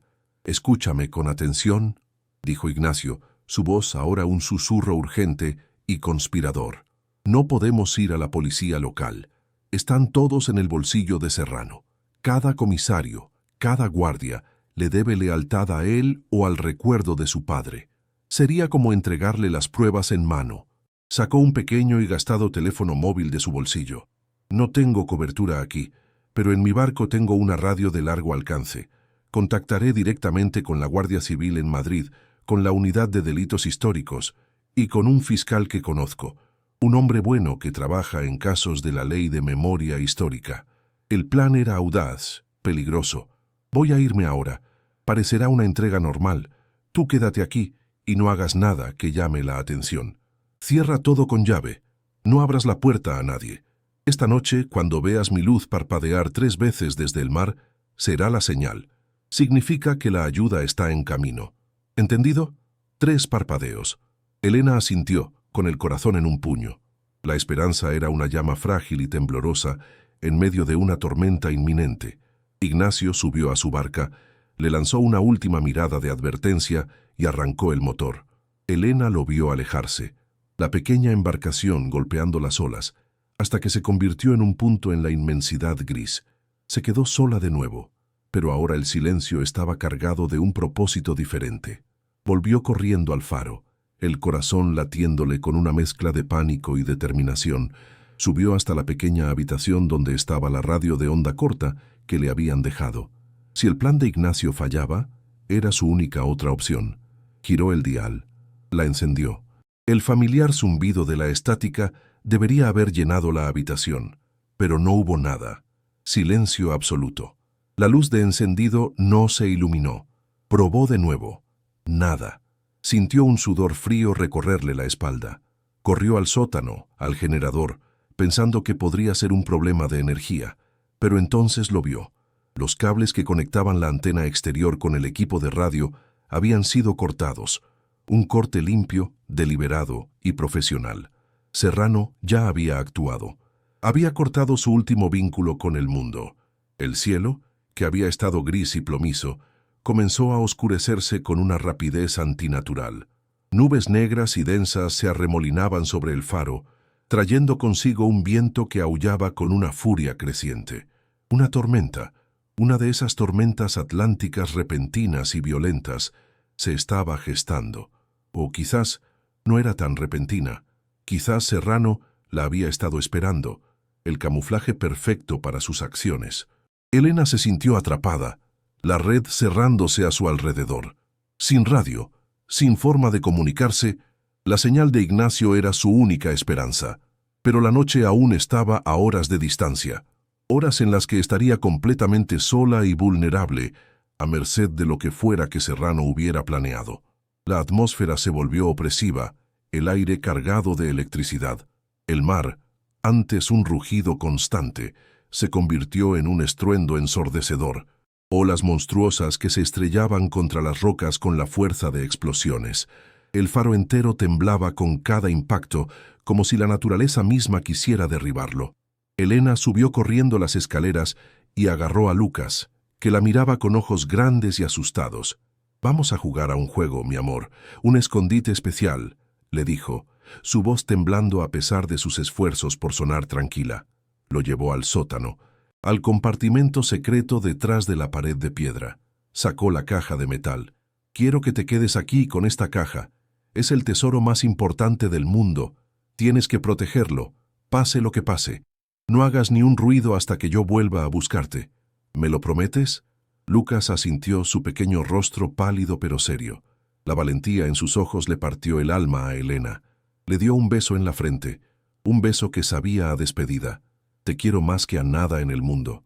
Cerró la pared de piedra, el mecanismo retumbando en el silencio.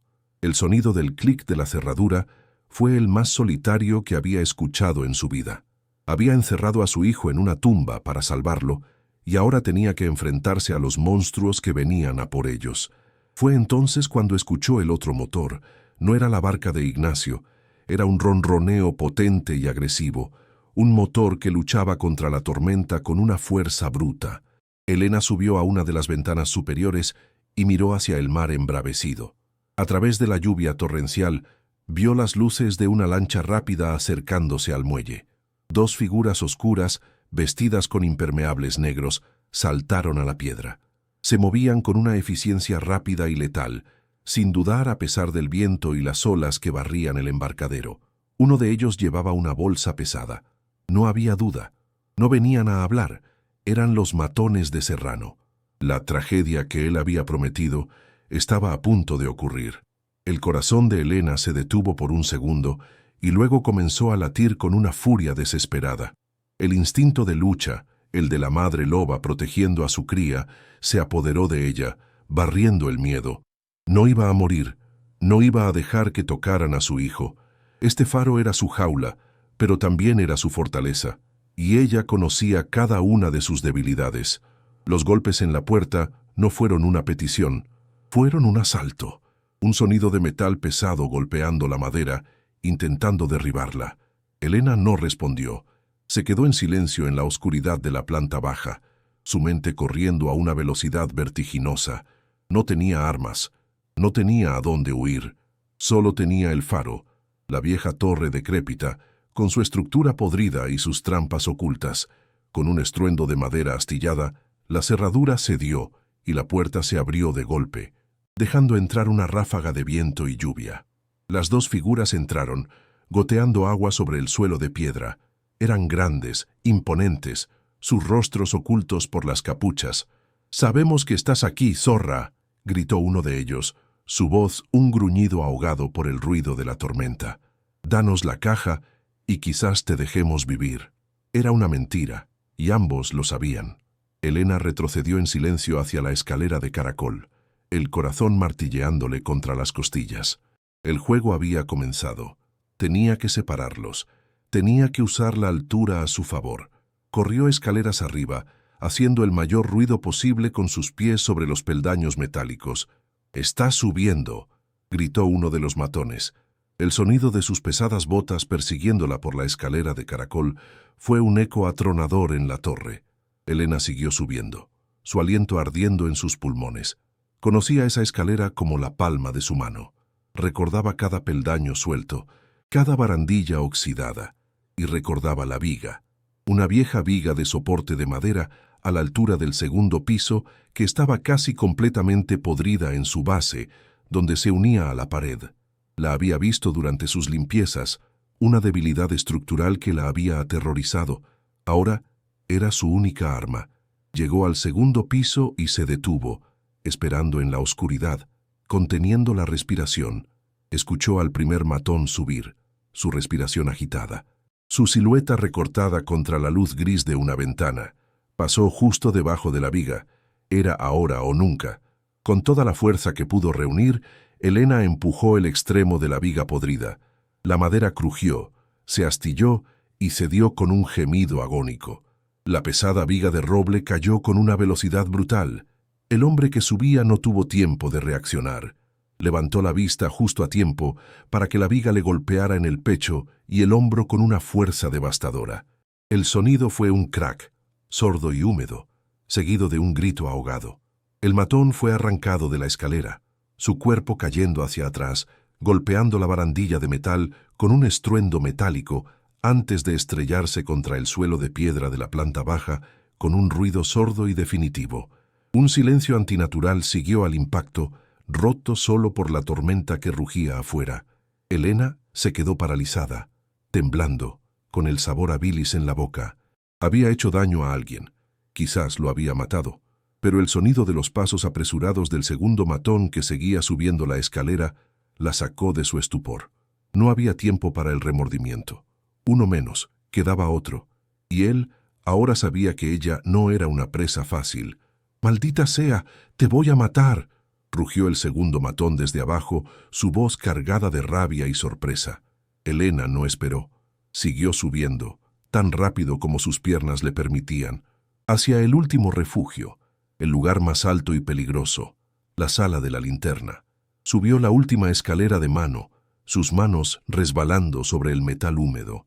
Empujó la pesada trampilla y salió al pequeño espacio circular que albergaba el corazón luminoso del faro. El ruido de la tormenta aquí era ensordecedor.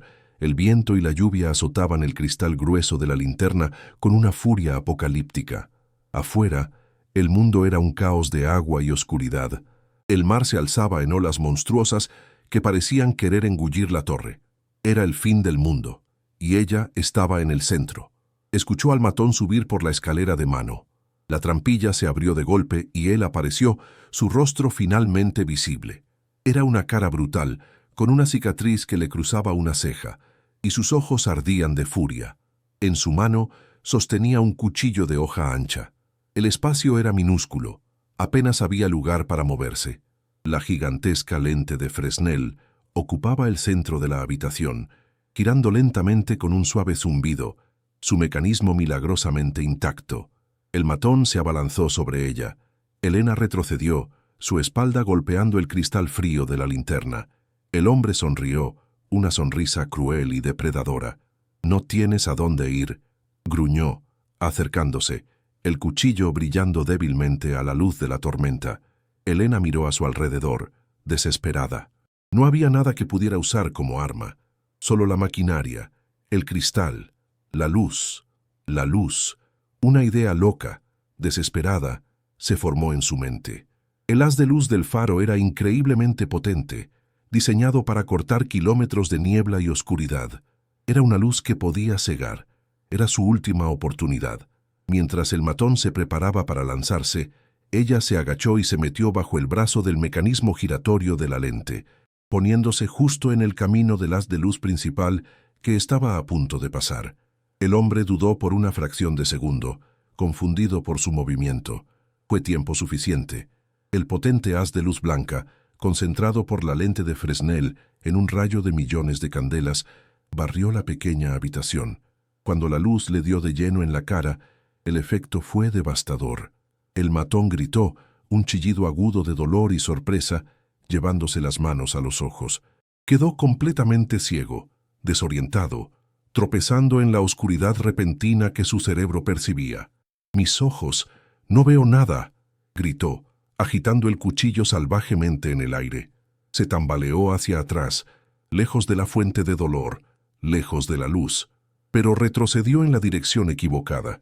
Sus talones tropezaron con el borde de la trampilla abierta por la que había subido. Por un instante, sus brazos se agitaron en el aire, buscando un agarre que no existía. Su grito de furia se convirtió en un grito de terror puro, mientras perdía el equilibrio y caía hacia atrás, desapareciendo en el hueco oscuro de la escalera. Elena escuchó una serie de golpes sordos y metálicos mientras el cuerpo del hombre rebotaba contra la escalera de caracol en su caída hacia el vacío. El último sonido fue un golpe final y distante, seguido de un silencio absoluto. Se quedó allí, en la sala de la linterna, jadeando, temblando, con el cuerpo cubierto de un sudor helado. El potente haz de luz siguió barriendo la noche, indiferente, monótono, un péndulo de luz en medio de la tormenta. Estaba sola, había sobrevivido. Se deslizó por la pared hasta el suelo, su cuerpo finalmente cediendo a la tensión, y rompió en sollozos, una mezcla de terror, alivio y el horror de lo que acababa de hacer. La tormenta rugía, pero dentro de ella, una calma extraña y gélida comenzaba a asentarse. Había protegido a su cría. Había luchado contra los monstruos y, por ahora, había ganado. Pero la noche aún era joven y el mar seguía siendo un enemigo oscuro y profundo. La señal de Ignacio aún no había llegado. El tiempo se detuvo en la cima del faro. Elena no sabía cuántos minutos o horas habían pasado. Se quedó acurrucada en el suelo de la sala de la linterna, escuchando el rugido de la tormenta y el latido de su propio corazón. El cuerpo le dolía, cada músculo tenso por el esfuerzo y la adrenalina. La imagen del hombre cayendo al vacío se repetía en su mente, un bucle de horror, pero cada vez que cerraba los ojos veía el rostro de Lucas encerrado en la oscuridad del sótano y sabía que lo volvería a hacer. Se obligó a ponerse en pie. Sus piernas temblaban como hojas. Tenía que bajar. Tenía que asegurarse de que el peligro había pasado y tenía que sacar a su hijo de su escondite. El descenso por la escalera de caracol fue una pesadilla. Tuvo que pasar por encima del cuerpo inerte del primer matón, evitando mirar su rostro. El olor a sangre y a lluvia llenaba el aire. La torre entera se sentía como una tumba, un monumento a la violencia de aquella noche. Cada sombra parecía una amenaza, cada crujido un nuevo enemigo. Llegó a la planta baja, que estaba inundada por la lluvia que entraba por la puerta destrozada. El viento aullaba, agitando los pocos objetos que quedaban en la habitación. Se asomó al exterior. La tormenta era un espectáculo aterrador de poder elemental. Olas gigantescas barrían el pequeño muelle de piedra, y el mar era una masa negra y furiosa. No había ni rastro de la lancha de los matones. Probablemente se había estrellado contra las rocas o había sido arrastrada por la corriente. Estaban aislados, más aislados que nunca. Un pensamiento helado la recorrió. Si la barca de los matones no había podido resistir la tormenta, ¿podría hacerlo la pequeña embarcación de Ignacio? ¿Llegaría alguna vez su señal?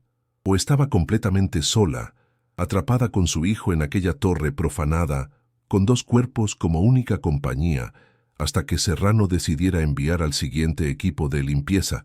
El miedo volvió a atenazarle la garganta, frío y afilado. La Victoria se sentía hueca. Se arrodilló junto al matón caído en la planta baja. Con dedos temblorosos, le buscó el pulso en el cuello. Nada. Su piel estaba fría y húmeda. Estaba muerto. La constatación fue un golpe sordo en su interior. Ella había matado a un hombre. Aunque fuera en defensa propia, la enormidad del acto pesaba sobre ella. Pero no había tiempo para el colapso moral. El otro hombre, el que había caído por la escalera, también estaría muerto. Estaba sola con dos cadáveres. Se levantó y corrió al sótano, su corazón latiendo con la necesidad desesperada de ver a su hijo. Giró la llave en la cerradura oculta, el mecanismo retumbó y la pared de piedra se abrió. El haz de su linterna encontró a Lucas, acurrucado en la esquina del compartimento, abrazando la caja de metal. Estaba temblando, pero sus ojos estaban secos y llenos de una extraña determinación. «Mamá», susurró, y el sonido de su voz fue lo más hermoso que Elena había oído nunca. Corrió hacia él y lo abrazó con una fuerza que casi le hizo daño. «Se acabó, mi amor. Ya estamos a salvo», mintió acariciando su pelo, intentando transmitirle una calma que no sentía. Lucas se aferró a ella, su pequeño cuerpo finalmente liberándose en sollozos. Elena lo sostuvo, meciéndolo suavemente en la oscuridad del sótano, mientras la tormenta rugía sobre sus cabezas.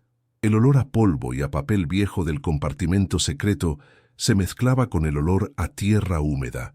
En ese momento, en ese nicho de piedra que había sido la tumba de los secretos de Arturo, Elena encontró un extraño santuario. Había protegido no solo a su hijo, sino también el legado del periodista asesinado. La caja de metal, fría y pesada en su regazo, ya no se sentía como una maldición, se sentía como un arma que podía usar para acabar con la estirpe de los Serrano de una vez por todas. La justicia para Arturo, la seguridad para Lucas. Los dos objetivos se habían fundido en uno solo. Ahora solo tenía que sobrevivir hasta el amanecer y esperar la señal. Subieron del sótano y se acurrucaron juntos en una de las habitaciones menos dañadas, envueltos en todas las mantas que pudieron encontrar. Elena no se atrevía a cerrar los ojos. Se sentó de espaldas a la pared, con Lucas durmiendo en su regazo, y observó la ventana. La lluvia seguía golpeando el cristal con furia. y los relámpagos iluminaban intermitentemente el mar caótico. Cada destello de luz le provocaba un sobresalto, esperando que fuera la señal de Ignacio. Las horas se arrastraban, cada minuto una eternidad. El cansancio era una fuerza física que intentaba arrastrarla a la inconsciencia, pero la adrenalina y el miedo la mantenían despierta. Escuchaba los sonidos de la torre, el goteo del agua, el gemido del viento, los crujidos de la madera, y debajo de todo, el silencio de los dos hombres muertos. Una presencia pesada y opresiva. Se preguntaba si Serrano sabría ya lo que había pasado, si estaría planeando su siguiente movimiento. La lucha no había terminado. Solo había habido una tregua impuesta por la tormenta. El agotamiento finalmente comenzó a ganarle la batalla. Sus párpados se sentían como plomo. Su mente, entumecida por el shock y el cansancio, comenzaba a derivar. Se estaba quedando dormida, con el sonido de la respiración tranquila de Lucas como una nana en medio del caos. Estaba en ese estado de duermevela, entre la pesadilla y la realidad, cuando algo la sacó de su letargo. Un parpadeo de luz, débil, distante, pero inconfundible. Se incorporó de un salto, el corazón en la garganta. Miró por la ventana, barriendo el horizonte oscuro y tormentoso con la mirada. Nada, solo la negrura y la furia del mar. ¿Lo había imaginado? Era un relámpago, un producto de su mente agotada. Se quedó mirando fijamente, conteniendo la respiración, rezando, y entonces lo vio de nuevo. Un parpadeo, una pausa, otro parpadeo, y un tercero. 3 parpadeos, la señal. Ignacio lo había logrado. La ayuda estaba en camino. Una ola de alivio tan poderosa la recorrió que sintió que iba a desmayarse. El miedo no desapareció, pero cambió de forma. Ya no era la desesperación de la soledad, sino la tensión de la espera final. La ayuda venía, pero la tormenta seguía siendo una barrera formidable. ¿Cuánto tardarían en llegar? ¿Y Serrano no tendría vigías? ¿No verían ellos también las luces? Elena agarró la caja de metal. Su peso, ahora reconfortante, era la clave de todo. Se sentó junto a la ventana, con Lucas todavía dormido a su lado, y observó las luces que se acercaban lentamente, luchando contra el oleaje. Eran más de una, no solo la pequeña barca de Ignacio, sino las luces más grandes y potentes de una embarcación de la Guardia Civil. La caballería estaba llegando. Elena apoyó la frente en el cristal frío, las lágrimas finalmente fluyendo libremente. No eran lágrimas de terror ni de pena, eran lágrimas de una victoria ganada con sangre, sudor y una valentía que nunca supo que poseía. Había entrado en aquel faro como una víctima, una mujer rota y desesperada, pero saldría de él como una superviviente, una guerrera. La tormenta comenzó a amainar con la primera luz del alba, como si el cielo se estuviera rindiendo ante la tenacidad de las luces que se acercaban. El gris pálido del amanecer reveló la escena en toda su crudeza. El mar todavía agitado, los restos de la lancha de los matones destrozados contra las rocas y la imponente silueta del barco de la Guardia Civil anclando a una distancia segura. Elena vio cómo bajaban una lancha neumática que se dirigía con pericia hacia el muelle. En ella iban varios hombres uniformados y una figura familiar, un anciano con un impermeable amarillo. Ignacio. Al verlo, Elena sintió que una carga que no sabía que llevaba se desprendía de sus hombros. No estaba sola. Había confiado, y su confianza había sido recompensada. Despertó a Lucas con suavidad. «Es hora de irse, mi amor, a casa». No sabía dónde estaría su nuevo hogar, pero sabía que estaría lejos de la sombra de Punta Negra, lejos de los fantasmas y los secretos. El faro había sido su prisión y su campo de batalla. Ahora se convertiría en el símbolo de su liberación. Mientras los guardias aseguraban el lugar, tratando la torre como una escena del crimen, Ignacio subió a buscarla. Se encontraron en la planta baja, junto al cuerpo cubierto del matón. No necesitaron palabras. El anciano la miró, y en sus ojos había una mezcla de horror por lo que ella había tenido que pasar y una gratitud infinita. Él le había devuelto la esperanza, y ella le iba a devolver la justicia para su hermano. Le entregó la caja de metal a un oficial de aspecto severo que la recibió con una solemnidad que indicaba que entendía su importancia. «Todo está ahí», dijo Elena, su voz ronca por el cansancio. «Las cartas, el diario, la verdad». El oficial asintió. «Gracias a usted, señora. Ha sido muy valiente». La palabra «valiente» le sonó extraña. No se sentía valiente, se sentía vacía, agotada, pero también extrañamente en paz. El círculo se estaba cerrando. La historia de Arturo, silenciada durante 50 años, finalmente iba a ser escuchada por todo el mundo, y su voz sería el eco. Bajaron al muelle, el aire de la mañana frío y limpio después de la tormenta. Subir a la lancha neumática y alejarse del faro fue una experiencia surrealista. Elena miró hacia atrás, a la torre de piedra negra que se alzaba contra el cielo pálido. Había sido el escenario de su mayor desesperación y de su más feroz batalla. Un lugar de muerte y de secretos, pero también el lugar donde había descubierto una fuerza que no sabía que poseía.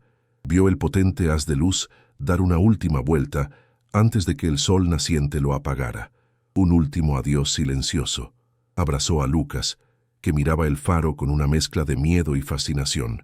«Adiós, faro», susurró el niño. Elena asintió. «Adiós a la prisión. Adiós a la desesperación». El viaje en la lancha fue silencioso, el zumbido del motor mezclándose con el sonido más suave de las olas. El futuro era una página en blanco, una perspectiva aterradora y emocionante a la vez, pero por primera vez en mucho tiempo, Elena sintió que tenía la fuerza para escribir su propia historia. El mundo exterior irrumpió en la pesadilla del faro, no con violencia, sino con el sonido de la autoridad y el orden.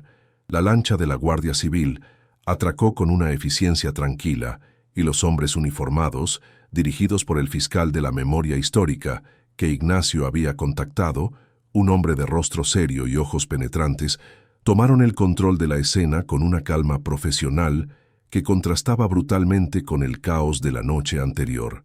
Elena, temblando de agotamiento y con Lucas aferrado a su mano, entregó la caja de metal. El fiscal la tomó con un cuidado casi reverencial. El sonido de sus dedos al rozar el metal frío fue como el de un testigo aceptando una confesión sagrada. Sintió un peso inmenso, el peso de 50 años de silencio, deslizarse de sus hombros. La caja ya no era su carga, era la prueba. Ignacio se acercó y le puso una mano firme en el hombro, un gesto que valía más que 1000 palabras. En el aire limpio de la mañana ya no olía a miedo, sino a sal y a la promesa de una justicia largamente esperada, un aroma que por fin limpiaba la podredumbre del pasado. A bordo del buque de la Guardia Civil, la realidad comenzó a asentarse. Elena sintió el calor de una manta de lana sobre sus hombros y el vapor de una taza de café caliente entre sus manos heladas. Cada sorbo era un ancla que la devolvía a la vida. El sonido del potente motor del barco era una vibración constante y segura, todo lo contrario al silencio aterrador del faro. Lucas, envuelto en una manta junto a ella, comía una galleta con una voracidad que le partió el corazón. El color volvía a sus mejillas. Un médico de la tripulación los examinó con una amabilidad que casi la hizo llorar. La sensación de estar a salvo era tan abrumadora y desconocida que se sentía irreal. Miró hacia atrás y vio el faro de Punta Negra haciéndose más pequeño en la distancia, una aguja de piedra negra contra el cielo. Ya no era una prisión, era una prueba superada, un monumento a su propia y desconocida fortaleza. El fiscal se acercó a ella. «Lo que ha hecho, señora, tiene un valor incalculable. Descanse. Nosotros nos encargamos a partir de ahora». Y por primera vez, Elena le creyó. La operación se desencadenó con la velocidad y la precisión de un rayo. Mientras Elena y Lucas eran llevados a un lugar seguro en la península, la unidad de élite de la Guardia Civil, actuando bajo la autoridad directa del fiscal y el Ministerio del Interior, descendió sobre el imperio de don Javier Serrano. No hubo advertencias, no hubo filtraciones. La policía local, cómplice durante décadas del silencio de los Serrano, fue completamente marginada, sus mandos confinados en sus cuarteles mientras la operación se llevaba a cabo. Helicópteros sobrevolaron la lujosa villa de Serrano, una fortaleza moderna con vistas al mar. Equipos tácticos aseguraron las oficinas de su empresa inmobiliaria, incautando ordenadores y documentos antes de que nadie pudiera reaccionar. Fue una demostración de fuerza del Estado, una declaración de que ningún poder, por muy arraigado que estuviera, podía permanecer para siempre por encima de la ley. La red criminal que el viejo coronel había tejido durante la dictadura y que su hijo había heredado y modernizado, se desmoronaba en cuestión de horas. El arresto de don Javier Serrano no fue un acto de violencia, sino de humillación. Lo encontraron en su terraza, vestido con un albornoz de seda, tomando un café mientras leía la prensa económica en una tableta. La arrogancia en su rostro se transformó en incredulidad y luego en una furia helada cuando vio al fiscal, flanqueado por 2 agentes de operaciones especiales, entrar en su santuario privado. No opuso resistencia física. Permaneció rígido, con la mandíbula apretada, mientras le leían sus derechos: asesinato, contrabando, pertenencia a organización criminal, crímenes contra el patrimonio. El sonido nítido y metálico de las esposas cerrándose sobre sus muñecas fue el único ruido que rompió el tenso silencio. Fue el sonido de la caída de un rey. Cuando lo escoltaban hacia el helicóptero, su mirada se cruzó con la de un fotógrafo de prensa que había logrado colarse. La foto que daría la vuelta al mundo al día siguiente no mostraría a un filántropo, sino a un criminal acorralado, su máscara de poder hecha añicos para siempre. Las cartas y el diario de Arturo se convirtieron en la piedra angular del caso. Expertos calígrafos confirmaron su autenticidad, y la tinta y el papel fueron datados con precisión en los primeros años 70. La historia se filtró a la prensa, y el caso Faro de Punta Negra explotó como una bomba en la conciencia nacional, reabriendo heridas que muchos creían cicatrizadas. El relato del periodista asesinado, del contrabando de arte nazi y de la prisión clandestina en la costa gallega ocupó los titulares durante semanas. La voz de Arturo, silenciada durante medio siglo, resonaba ahora con la fuerza de un trueno en los parlamentos, en los cafés, en los hogares de toda España. Elena, bajo un estricto programa de protección de testigos, siguió las noticias desde un apartamento seguro y anónimo. Sentía que el peso de la historia se movía a través de ella. Cada palabra de Arturo que se leía en televisión era una victoria, un acto de restitución que hacía que su noche de terror en el Faro hubiera valido la pena. El sacrificio de un hombre finalmente encontraba su propósito. Una de las primeras acciones del fiscal fue ordenar una excavación forense en los alrededores del Faro. Fue Ignacio, con el rostro convertido en una máscara de dolor y determinación, quien guió al equipo. Recordaba las historias de su padre, de zonas donde la tierra parecía removida, de lugares que simplemente no se sentían bien.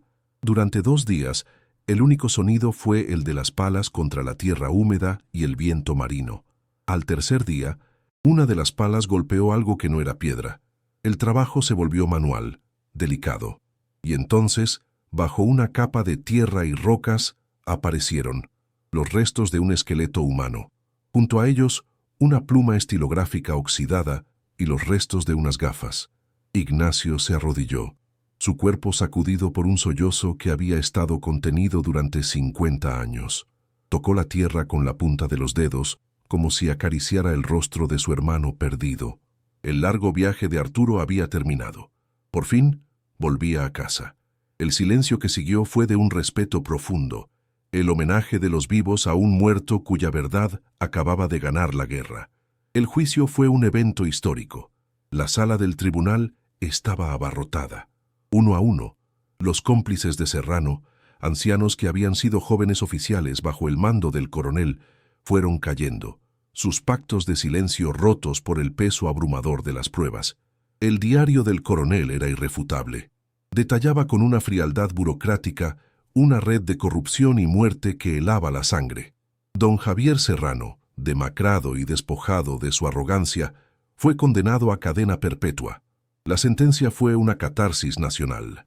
Las obras de arte robadas fueron rastreadas y devueltas a los descendientes de las familias expoliadas, cerrando círculos de dolor que abarcaban generaciones y fronteras. El caso sentó un precedente, animando a otras familias de desaparecidos durante la dictadura a buscar justicia. La valentía de una mujer desesperada y la lealtad de un hermano que nunca se rindió habían logrado derribar un muro de impunidad que había durado medio siglo. La justicia, aunque tardía, había demostrado no ser ciega. Meses después, Elena fue convocada a una reunión formal en el ministerio. Estaba nerviosa, pero ya no sentía el miedo paralizante de antes. El fiscal, junto a un representante del Estado, le explicó la situación. Como testigo clave y por el riesgo que había asumido, el Estado tenía una deuda con ella. Le entregaron un documento. Era el título de propiedad del faro de Punta Negra y los terrenos circundantes. El lugar había sido declarado Monumento Histórico Nacional, un memorial en honor a Arturo y a las víctimas de la represión. El Estado se encargaría de su restauración y mantenimiento, pero la propiedad era suya. Y luego le entregaron otro documento. Una transferencia bancaria, una indemnización sustancial, una suma con tantos ceros que a Elena le pareció una errata. Eran los fondos recuperados de las cuentas secretas de Serrano. Ya no eran 20 euros y 75 céntimos. Era una nueva vida. Sintió que las lágrimas corrían por sus mejillas mientras sostenía los papeles. No era dinero manchado de sangre, era dinero limpiado por la justicia. Un año después, el faro de Punta Negra era irreconocible. Las paredes de piedra habían sido limpiadas, las ventanas brillaban y un olor a pintura fresca y a cera de abeja había reemplazado al hedor a moho. En la cocina, el aroma a pan recién horneado llenaba el aire. Lucas, ahora un niño de 9 años con las mejillas sonrosadas y una risa fácil, corría por el prado que rodeaba el faro persiguiendo mariposas. Dentro, en una habitación luminosa con vistas al mar en calma, se escuchaba un sonido, un zumbido suave, rítmico y productivo. Elena estaba sentada frente a una nueva y reluciente máquina de coser industrial, el tejido de un vestido de colores vivos deslizándose con suavidad bajo sus dedos expertos. Sus manos, antes quietas y símbolo de su fracaso, ahora se movían con la velocidad y la gracia de una artista. No cosía por necesidad, sino por placer, por creación. El sonido de la máquina ya no era el fantasma de una vida perdida, sino la banda sonora de un futuro ganado a pulso, puntada a puntada, con el hilo de la resiliencia. Desde la sala de la linterna, ahora un mirador sereno y lleno de luz, Elena y Lucas observaban el amanecer. El sol pintaba el cielo de tonos anaranjados y dorados, y su calor se sentía como una caricia en la piel. El mar, antes un monstruo rugiente, era ahora una extensión de calma y belleza infinita. El haz de luz del faro, ahora automatizado, seguía siendo un guía para los barcos, pero para Elena era un recordatorio perpetuo, un recordatorio de que incluso en la oscuridad más profunda, una sola luz de verdad puede exponer las mentiras y cambiar el mundo. Había llegado a aquel lugar buscando un techo y había encontrado un hogar. Había huido de la miseria y había encontrado un propósito. Abrazó a Lucas, sintiendo la paz profunda y duradera de quien ha luchado contra sus demonios y ha vencido.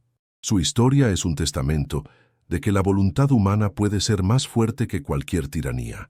Si crees en el poder de la justicia y en la fuerza de un corazón que se niega a rendirse, suscríbete a nuestro canal para que ninguna historia como la de Elena se pierda jamás en el silencio.